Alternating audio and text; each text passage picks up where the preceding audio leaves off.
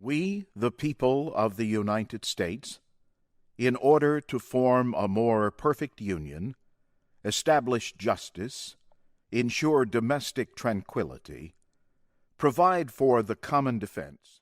Saludos, les habla la doctora Gisela del R. Carreras Guzmán, directora del Departamento de Estudios Humanísticos de la Universidad Interamericana de Puerto Rico, recinto de Bayamón. Con sumo placer le damos la más cordial bienvenida a la primera actividad virtual de nuestro departamento durante el semestre agosto a diciembre 2020. Hoy efectuamos esta actividad alcanzando múltiples objetivos en la vida universitaria de nuestro recinto. Por un lado, cumple con el requisito establecido por el Congreso de los Estados Unidos solicitando a las instituciones educativas que manejen fondos federales para instruir sobre la Constitución de los Estados Unidos en el día de su conmemoración, el 17 de septiembre de cada año. Además, provee tierra fértil para el análisis de la evolución de la propia Constitución y de temas relacionados a la misma.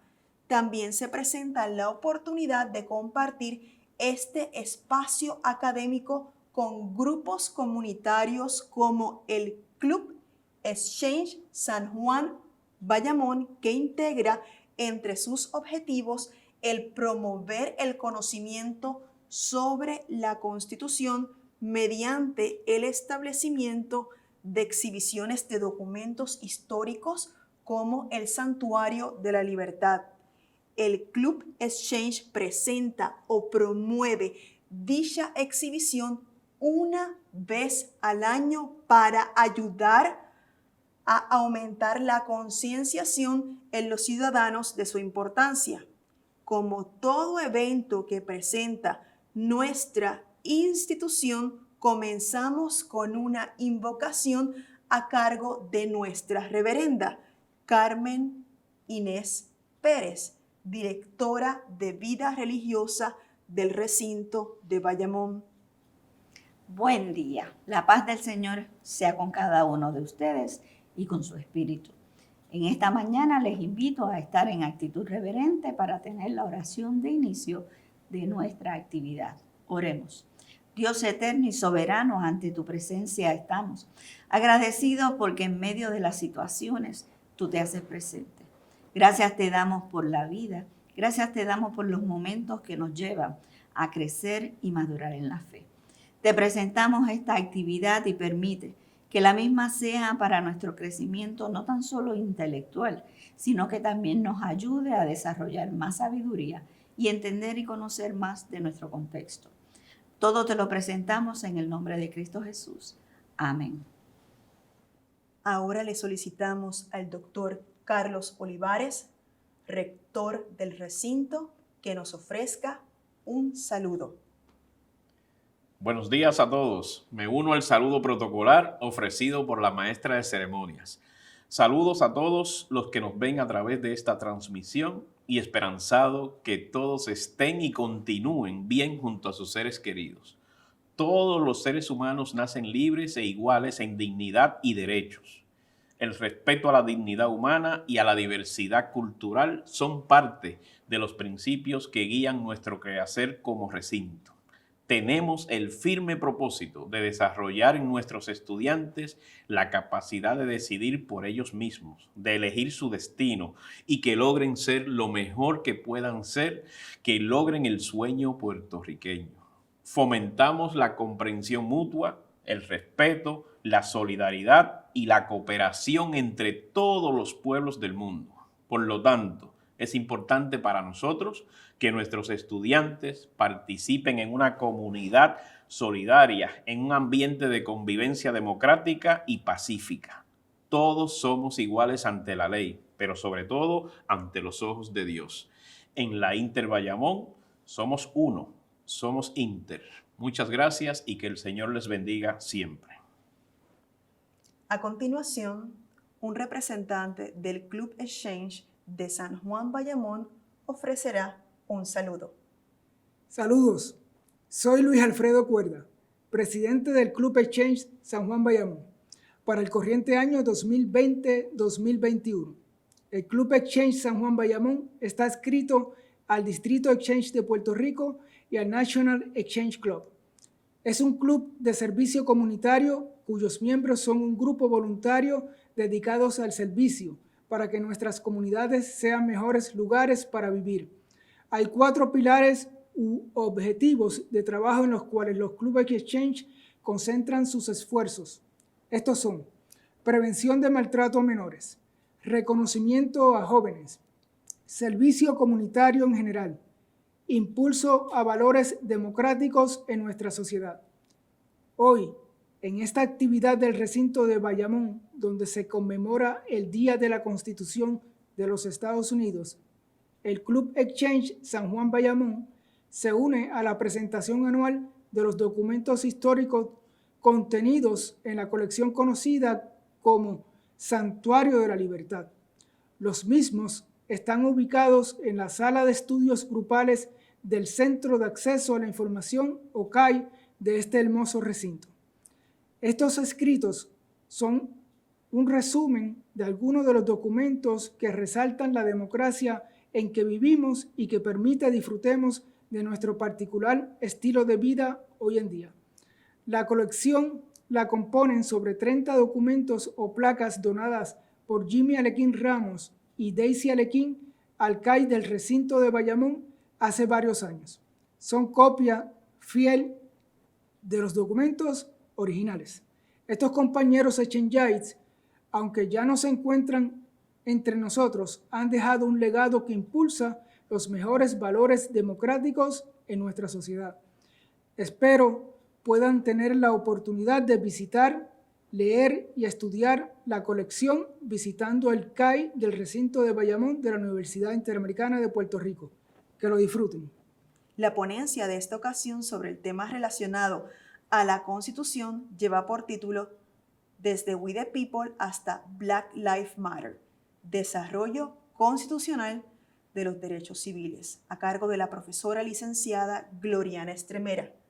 Nuestra conferenciante cursó su bachillerato en Antropología de la Universidad de Puerto Rico, recinto de Río Piedras. En dicha universidad obtuvo un Juris Doctor. Además, posee una licenciatura en Derecho de la Universidad de Barcelona. Luego de ejercer la abogacía en la práctica privada por algunos años, comenzó su doctorado en Historia de América en la Universidad Interamericana Recinto Metropolitano.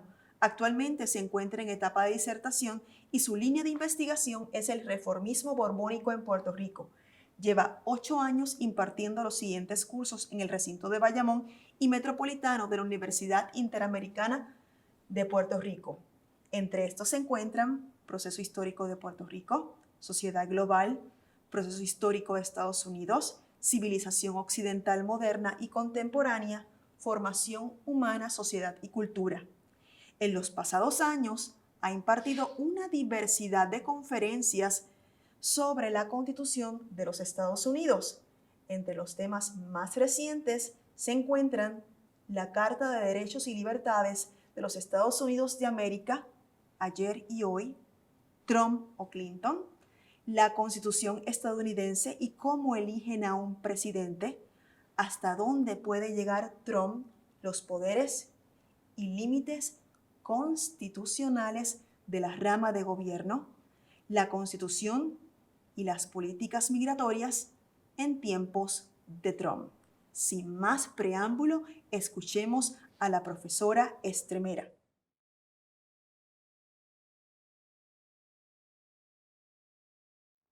Gracias a la doctora Carreras por sus palabras. El pasado 25 de mayo, un hombre afroamericano llamado George Floyd decía, "No puedo respirar", mientras era arrestado por unos policías en la ciudad de Minneapolis. Durante 8 minutos y 46 segundos, uno de los agentes presionó su rodilla en el cuello de Floyd, quien estaba tirado en el pavimento. El hombre desarmado fue arrestado por pagar con un supuesto billete falso de $20 en una tienda. La muerte de Floyd fue grabada por personas que se encontraban en el lugar y difundida a través de las redes sociales. A raíz de la indignación por este suceso, se llevaron a cabo una serie de manifestaciones inicialmente en Minneapolis, pero luego se difundieron a través de los Estados Unidos y a nivel internacional. Esta oleada de protestas persistió de forma continua hasta mediados de julio como un llamado contra el racismo, la xenofobia y los abusos policiales hacia los afroamericanos. Este tipo de incidentes es reflejo de las profundas divisiones que todavía persisten en la sociedad estadounidense. Veamos los avances que esta sociedad ha tenido en los pasados siglos y el camino que aún le falta por recorrer para convertirse en una sociedad más justa. Entre los meses de mayo a septiembre de 1787, 55 hombres blancos y propietarios, en representación de la mayoría de los estados que figuraban la joven nación de los Estados Unidos, asistieron a la Convención Constituyente. En esta asamblea, efectuada en Filadelfia, se pretendía redactar y aprobar el documento que establecía la estructura de gobierno, así como los poderes y límites de un gobierno central. El texto allí aprobado estableció los cimientos para más de 200 años de un gobierno democrático. La mayoría de los padres fundadores, como se les conoció a los constituyentes, coincidían en que era necesario un gobierno central más fuerte, pues los artículos de la Confederación adoptados en 1777, mientras aún luchaban contra los británicos, resultaron ineficientes. Sin embargo, todos los padres fundadores eran producto de la Revolución Norteamericana y conservaban cierta desconfianza hacia la concentración del poder. Las diferencias entre los sectores representados se hicieron sentir rápidamente en la convención. Un grupo proponía que la Asamblea Nacional estuviera representada según la población de cada estado, lo que convenía a los estados más grandes. Como alternativa a esta idea, otros grupos propusieron una representación equitativa por estado en la Asamblea Legislativa Nacional, sin importar la población, en beneficio de los estados más pequeños. Luego de semanas de debates, los constituyentes acordaron lo que se conoce como el Gran Compromiso, un acuerdo en donde el número de escaños representativos de la Cámara Baja sería según la población, mientras que la Cámara Alta, todos los estados tendrían igual número de escaños. Ahora bien, ¿qué sucedería con los miles de esclavos que residían mayormente en los estados sureños? ¿Podrían votar? ¿Serían contados para efectos de la población? ¿Continuaría la esclavitud siendo legal o se considerarían propiedad sin acceso a la representación? Si recordamos las palabras escritas en 1776 por Thomas Jefferson en la Declaración de Independencia, sostenemos como evidentes estas verdades, que los hombres son creados iguales, que son dotados por su creador de ciertos derechos inalienables, que entre ellos están la vida, la libertad y la búsqueda de la felicidad. Cierro cita. Estas palabras estaban en contravención con el motor económico de muchos estados, la esclavitud. Pero para los padres fundadores, solo los hombres blancos habían sido creados iguales. El tema de la esclavitud dividió mucho a los constituyentes. Había diversos sectores en la sociedad que eran importantes para la política colonial durante la Revolución y el periodo constitucional. Pero los más importantes y mejores representados eran los comerciantes de Nueva Inglaterra y los dueños de plantaciones sureñas. Ambos grupos esperaban beneficiarse de un ambiente político y económico a su favor, a establecer un sistema de gobierno más compatible a sus intereses económicos y políticos.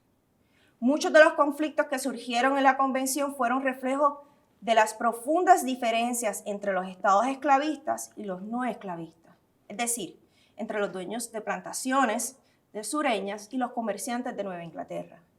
Este conflicto fue una premonición de la crisis que casi destruye la República décadas más tarde. Más del 90% de los esclavos del país residían en 5 estados, en Georgia, Maryland, Carolina del Norte, Carolina del Sur y Virginia. Sin embargo, si la Constitución iba a incorporar el principio de la supremacía nacional, era indispensable tomar alguna decisión sobre el asunto de la esclavitud. Entre este decisivo panorama, acordaron lo que se conoce como el compromiso de los 3/5, el cual estipuló que para propósitos de los escaños representativos, cada 5 esclavos contaría como 3 personas libres. los esclavos no votarían, pero el número de representantes sería asignado según esta proporción de 3/5. El asunto de la esclavitud fue el más difícil que enfrentó los constituyentes y casi destruye la Unión. Algunos delegados creían que la esclavitud era moralmente injustificable y consideraban que era una institución opresiva y maligna, la cual burlaba los ideales y valores adoptados en la Constitución. Asimismo, la mayoría de los delegados norteños se oponían a contar a los esclavos en la distribución de los escaños representativos. No obstante, se vieron obligados a ceder ante las presiones de los delegados sureños, quienes fueron muy claros al establecer que si los delegados norteños se negaban a llegar a un acuerdo, jamás iban a acceder a un nuevo gobierno. La presión de los sureños fue tal que lograron introducir explícitamente en el texto constitucional una cláusula que prohibió el Congreso aprobar cualquier legislación que dificultara la trata de esclavos durante 20 años.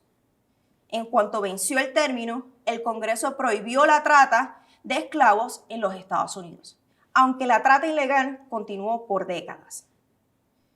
Hubo que esperar hasta 1865, durante el final de la Guerra Civil, para que se aprobara la abolición de la esclavitud, mediante la ratificación de la 13ª enmienda. Unos 3 años más tarde, el Congreso aprobó la 14ª enmienda, la cual estableció, entre otras disposiciones, la cláusula de igual protección de las leyes. Uno de los objetivos de esta cláusula era validar las provisiones establecidas en la Ley de Derechos Civiles de 1866, que protegía los derechos civiles de los afroamericanos nacidos o traídos a los Estados Unidos. La 14ª enmienda establece: ningún Estado podrá negar a cualquier persona que se encuentre dentro de sus límites jurisdiccionales la misma protección de las leyes.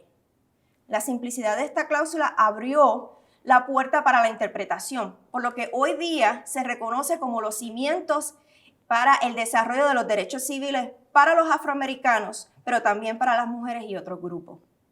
Pese a estos esfuerzos a nivel internacional, a nivel federal, la discriminación hacia los afroamericanos continuó, en particular en los estados sureños. En la histórica decisión del caso Plessy versus Ferguson, el Tribunal Supremo de los Estados Unidos en 1896 confirmó la constitucionalidad de la segregación racial, incluso en lugares públicos, bajo la doctrina de separados pero iguales. El fundamento era que el gobierno podía permitir que sectores públicos o privados, como los de servicios, facilidades, vivienda, cuidado médico, educación, empleo y transporte, podían ser separados según la raza, puesto que la calidad de cada uno de estos servicios sería igual.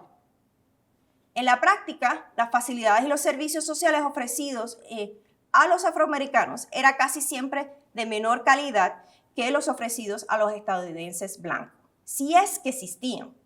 La mayoría de las escuelas afroamericanas tenían menos fondos federales, menos fondos públicos por estudiante que las escuelas blancas cercanas. Tenían libros de textos viejos, desechados por las escuelas blancas, equipo usado y maestros mal pagos, mal preparados y mal capacitados. La doctrina de separados pero iguales estuvo vigente hasta 1954. En el caso Brown versus Board Education, el Tribunal Supremo de los Estados Unidos declaró inconstitucional las leyes estatales que permitían escuelas separadas para estudiantes afroamericanos y blancos por negar la igualdad de oportunidades. El tribunal concluyó que las instalaciones educativas separadas son inherentemente desiguales. A partir de esta decisión, los estados ya no podían usar la raza como un criterio de discriminación en ley. Además, el gobierno federal tiene el poder y eventualmente tendrá la obligación para intervenir en las políticas reglamentarias en contra de las acciones discriminatorias por parte de los estados, gobiernos locales, juntas escolares, patronos y otras entidades del sector privado. Esta sentencia fue fundamental para la integración racial y los avances de los derechos civiles para los afroamericanos. La decisión de Brown marcó el comienzo de una difícil batalla para la igualdad protección en la educación, en el empleo, en la vivienda, en el voto y otras áreas de actividades sociales y económicas. En una primera etapa de segregación de las escuelas, sufrió una resistencia tan fuerte en el sur que a 10 años de la decisión de Brown, menos de 1% de los niños negros en el sur atendían escuelas con blancos. Una resistencia masiva produjo grandes demoras y amargos conflictos desafiando la decisión de Brown. Incluso los propios gobernadores, alcaldes y otros agentes de gobierno se unieron a otros ciudadanos blancos para evitar la abolición de la segregación racial. Por otro lado, esta decisión judicial ayudó a generar desafíos populares en otras esferas que manifestaban la segregación en el sur. Así fue el caso de Rosa Parks, una mujer afroamericana que fue arrestada al negarse a ceder su asiento en un autobús a un pasajero blanco como exigía la ley en aquel momento. A causa de este incidente, la indignación de la comunidad afroamericana produjo una movilización que comenzó con una serie de boicots dirigidos por el pastor bautista llamado Martin Luther King Jr. King practicaba la doctrina de la resistencia pacífica a la injusticia, inclusive teniendo que enfrentar ataques directos. Ciertamente fue el líder negro más influyente y más ampliamente admirado del país. Los boicots, protestas, marchas y otras manifestaciones lograron presionar a la administración del presidente Lyndon Johnson para promover y aprobar una legislación al respecto. El primer esfuerzo moderno para legislar en el campo de los derechos civiles fue en 1957, pero la ley solo contenía unas garantías federales sobre el derecho al voto, sin poder alguno para ejecutar. No fue hasta 1964 que el Congreso aprobó la pieza legislativa más importante sobre la igualdad de protección y proveyó los mecanismos para ejecutar las disposiciones de las medidas anteriores. Esta legislación federal prohíbe la discriminación en lugares públicos, la segregación en las escuelas y la conducta discriminatoria en los patronos al momento de reclutar, promover y despedir empleados. A partir de entonces, los tribunales tenían los mecanismos para prohibir prácticas discriminatorias en gobiernos locales, escuelas o sectores privados que reciban fondos federales, sancionando conductas discriminatorias mediante la retención de fondos. Hoy día, el título 7 de esta ley está prohibido el discrimen en el empleo tanto para patronos públicos como privados que emplean más de 15 trabajadores.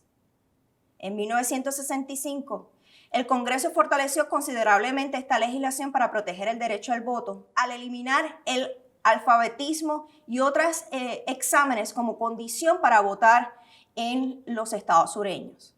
Una técnica usada por décadas por estos estados para cohibir a un gran sector de la comunidad afroamericana del sector del acceso a las urnas y por ende de la participación electoral. A largo plazo, las leyes que extienden y protegen el derecho al voto han resultado una efectiva forma de legislación de derechos civiles, porque aumenta la participación política de minorías, que han alterado las dinámicas de las políticas estadounidenses. Sin embargo, a escasos meses de las elecciones presidenciales, mientras más electores consideran la posibilidad de ejercer el voto por correo ante los riesgos que vivimos con la pandemia, en vez de promover esta forma de votación, la administración de Donald Trump hace lo imposible por restringir su uso con tal de evitar que los electores lleguen a las urnas. En tiempos recientes, los derechos civiles se han desarrollado de dos formas. En primer lugar, la definición de derechos civiles se expandió para incluir a otras minorías no negras víctimas de discriminación, como son las mujeres, latinos, asiáticos, americanos, nativoamericanos, personas con incapacidad y la comunidad LGBT.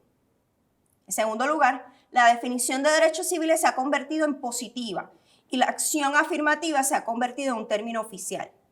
Las decisiones judiciales, las leyes federales y las acciones de agencias administrativas se han movido más allá del propósito original de eliminar la discriminación, sino a crear nuevas oportunidades para las minorías y en algunas áreas compensar hoy a las minorías de las consecuencias de pasadas acciones no realizadas directamente contra ellos, pero sí contra los miembros de sus grupos en el pasado.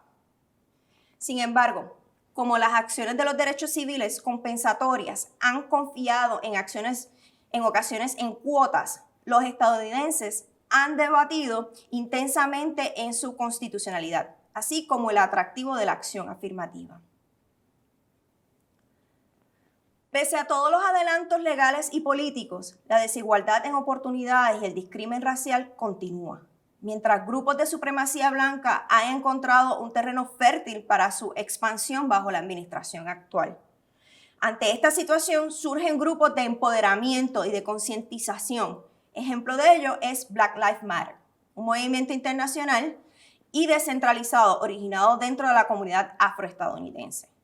Comenzó en el 2013 después de la absolución de George Zimmerman por la muerte del joven afroamericano de 17 años, Trayvon Martin, a causa de un disparo. El movimiento se inspiró con el movimiento de los derechos civiles de la década de los 60, en el feminismo negro de los 80, en el movimiento anti-apartheid, en el movimiento social LGBT y las protestas Occupy Wall Street de 2011. A través del uso de las redes sociales como Twitter y Facebook para organizarse, Black Lives Matter se convirtió en un modelo de cómo los grupos de liberación negra en el siglo XXI pueden organizarse con una campaña eficaz por los derechos. Black Lives Matter continuó liderando protestas contra el abuso policial y las manifestaciones contra el racismo en todo el país entre 2016 y principios del 2020. Mientras continúan los disparos de personas negras desarmadas por parte de policías y vigilantes. En los primeros meses del 2020, 3 incidentes avivaron los esfuerzos del movimiento. La muerte de Ahmaud Arbery en Georgia, de Breonna Taylor en Kentucky y de George Floyd en Minnesota. Los 3 casos atrajeron la atención pública de la nación por el problema continuo de asesinatos por parte de policías y vigilantes, lo que generó grandes protestas, logrando que el movimiento Black Lives Matter tuviera más influencia que nunca. Este último incidente fue particularmente impactante por haber sido grabado y transmitido a través de las redes sociales. Inmediatamente luego de la muerte de Floyd comenzaron una serie de protestas masivas en 2.000 ciudades y pueblos a través de todo el país. Más de 60 países han tenido manifestaciones similares a través del mundo pese a la pandemia. Estas manifestaciones y los esfuerzos de movimientos como Black Lives Matter han impulsado reformas policiales en decenas de ciudades, así como legislación estatal y nacional que revisen las tácticas y el comportamiento de la policía. Además, las protestas han iniciado un examen a nivel nacional de la injusticia racial más allá del problema de violencia policial y de vigilantes. Aún es muy temprano para medir la extensión y los resultados de estos cambios. Sin embargo, el movimiento Black Lives Matter ha sido uno de los catalizadores de estos adelantos. Pese a los siglos de adelanto en derechos civiles, la sociedad estadounidense continúa dividida, por lo que este movimiento ha recibido oposición de ciertos grupos. Algunos políticos republicanos han respondido al movimiento con All Lives Matter, al suponer que todas las vidas corren el mismo peligro en la sociedad estadounidense, sin comprender lo arraigado que está el racismo estructural en este país. Black Lives Matter no sugiere que una vida vale más que otra, sino alude que hay un problema específico que está sucediendo con las vidas de la comunidad afroamericana, que otras comunidades no sufren. Dentro de la propia comunidad afroamericana incluso hay división sobre el tema, como es el caso de Ben Carson, pasado precandidato republicano a la presidenta y actual secretario de Vivienda y Desarrollo Urbano, quien ha expresado su repudio al movimiento. Para concluir, en los más de 2 siglos de la sociedad estadounidense ha tenido grandes adelantos para reconocer los derechos civiles a la comunidad afroamericana. De haber sido considerado como una propiedad que contaba 3/5 de un hombre libre, hasta lograr alcanzar la Casa Blanca. La lucha y resistencia de los afroamericanos permitió que otros grupos marginados, como los latinos, las mujeres, los nativoamericanos, la comunidad LGBT, incluso personas con discapacidad se beneficiaran de sus logros. Sin embargo, cuando las esferas del poder más alto propician un ambiente hostil que carece de respeto, tolerancia e inclusión, lo más importante es no quedarse callado ante las injusticias. En palabras del propio Martin Luther King Jr., lo preocupante no es la perversidad de los malvados, sino la indiferencia de los buenos. Gracias por su atención. Muchas gracias a la profesora Estremera por su enriquecedora ponencia. Ahora tendremos la presentación de los documentos históricos que forman la exhibición permanente El Santuario de la Libertad.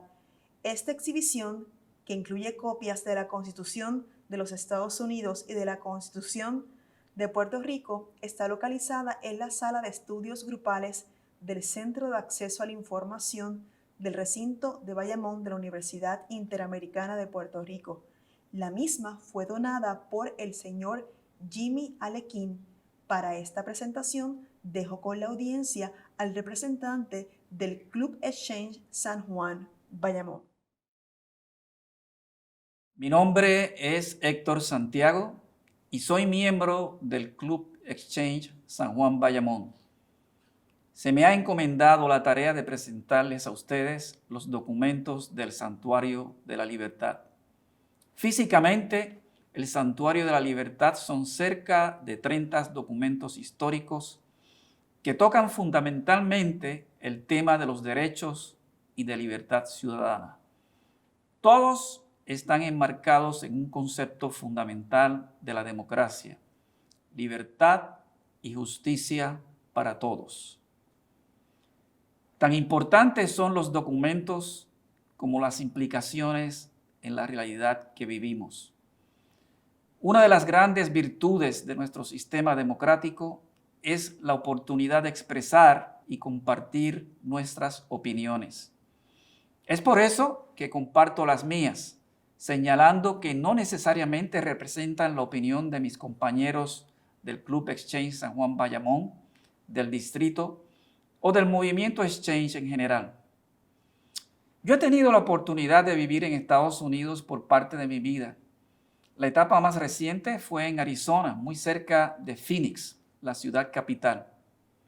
Recuerdo en el 2009 cuando organizamos exámenes de la vista para niños de escasos recursos, principalmente niños mexicoamericanos, en un centro comunitario en el centro de la ciudad.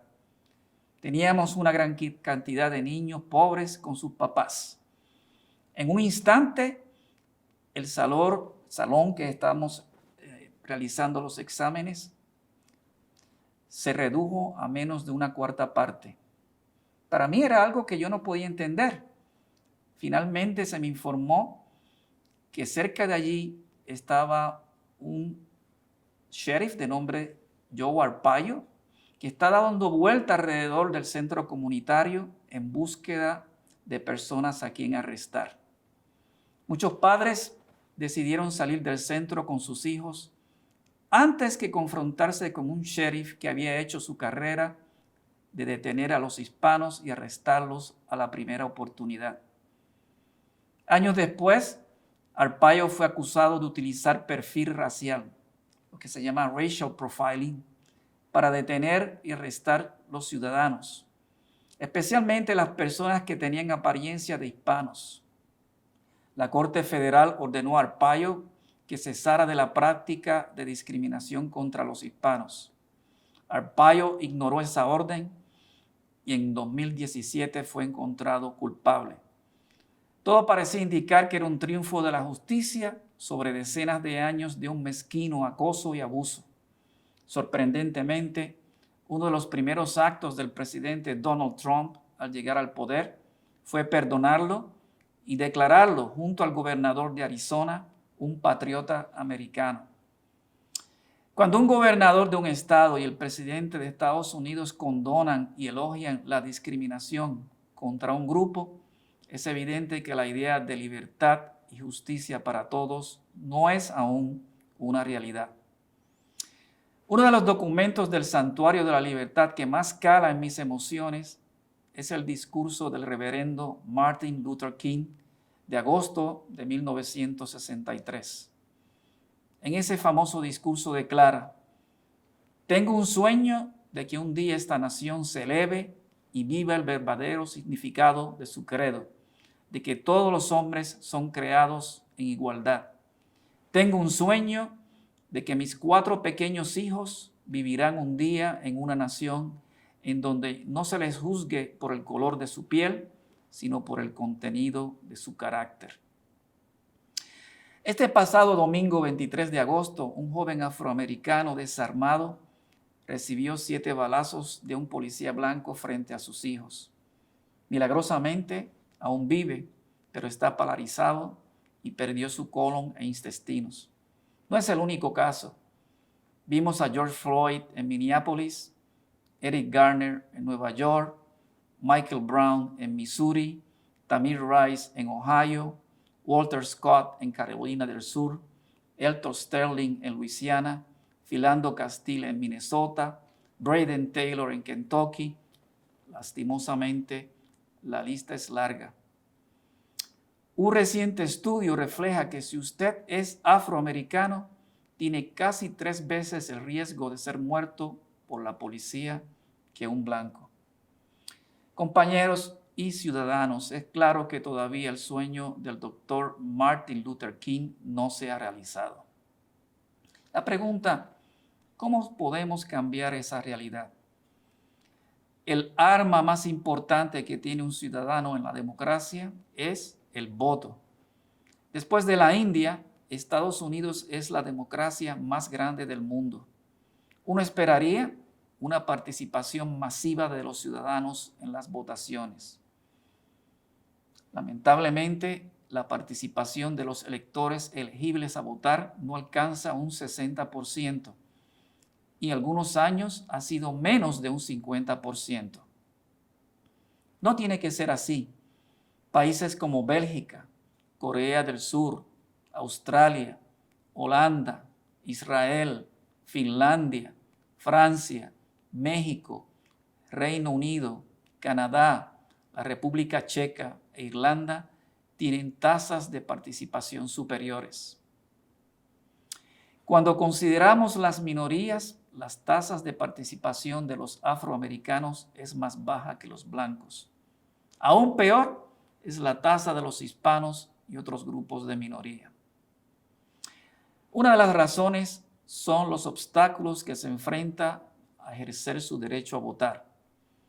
Estudios indican que un 19% de los afroamericanos y un 15% de los hispanos indican discriminación racial al votar.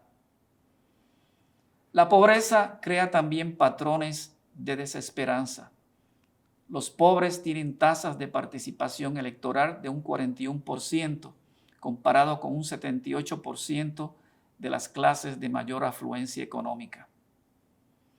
Hoy en día tenemos una peligrosa pandemia que amenaza la vida de todos. Las estadísticas indican que los hispanos y afroamericanos son particularmente vulnerables y tienen mayor probabilidad de morir de la pandemia. Los que creemos en la democracia deseamos abrir las puertas para que los ciudadanos elegibles puedan votar por medios legales como son el voto por correo, que está disponible en al menos 5 estados. Sin embargo, tenemos un presidente que ha declarado, sin presentar evidencia alguna, que el voto por correo va a causar un fraude masivo en las elecciones de noviembre. ¿Cuál es la evidencia? Un estudio del grupo conservador Heritage Foundation encontró que en esos 5 estados hubo solo 29 casos de fraude por correo entre 50 millones de habitantes en 10 años. Es decir, que los casos de fraude por correo son prácticamente inexistentes. Claramente, la razón de no permitir el voto por correo no tiene que ver con el fraude. Es el intento claro de que los ciudadanos elegibles no puedan ejercer su derecho al voto. Uno de los proyectos más hermosos de los clubes Exchange es promover la mayor participación en las elecciones. Hay muchos que son elegibles a votar, pero también hay muchos que no se registran y muchos que se registran que no votan. Nuestro objetivo como Exchangeite es lograr que toda persona elegible se registre y todo el que esté registrado vote. Vamos todos a promover la manifestación más grande de votos en nuestra historia. Mi mensaje es sencillo. Las luchas y logros de los grandes americanos para una sociedad de libertad y justicia están plasmados en los documentos del Santuario de la Libertad. Les invito a que visiten cuando sea posible el santuario. Igualmente importante es entender, especialmente a los jóvenes, en los que se cifra la esperanza de un mejor futuro, que mediten, comprendan y dediquen sus mejores esfuerzos para que esos ideales sean encarnados para todos, no empiece su raza, su grupo étnico, su religión, sexo o lugar de origen. Solo así lograremos el sueño del Dr. King de una sociedad democrática con justicia y libertad para todos. Muchas gracias por su atención. Damos por concluido este evento y deseamos muchas bendiciones y salud para todos. Muchas gracias.